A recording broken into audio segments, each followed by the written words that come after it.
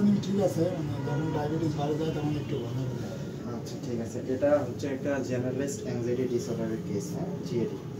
এই ধরনের পেশেন্টের আপনার যে সমস্যাটা, কি সমস্যা আপনার বলেন তো?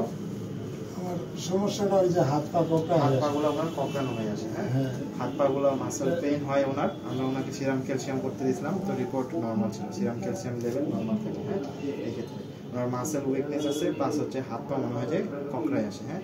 এই ক্ষেত্রে এই সকল পেশেন্টের এইগুলো সমস্যার সাথে সাথে অনেক সময় বুক ধরফর করে, হ্যাঁ, পেশেন্ট খুব ভয় পায় যে আমি মরে যাবো, ঠিক আছে, এই জাতীয় সমস্যাগুলো আছে। তো যাই হোক, ওনার ওই সমস্যাগুলো নাই, কিন্তু ওনার মাসেল কোঁকড়ায় আসে, একদম দুই হাত দুই পা, হ্যাঁ, এবং মাসেল উইকনেস মনে হয়, তাই না? ঘুম কেমন আপনার? ঘুম আসে, শুইলে প্রচন্ড। ডায়াবেটিস আছে আপনার? এর আগে মাপছিলেন? কতদিন আগে মাপছেন? 1 থেকে 1.5 বছর আগে মাপছিলাম।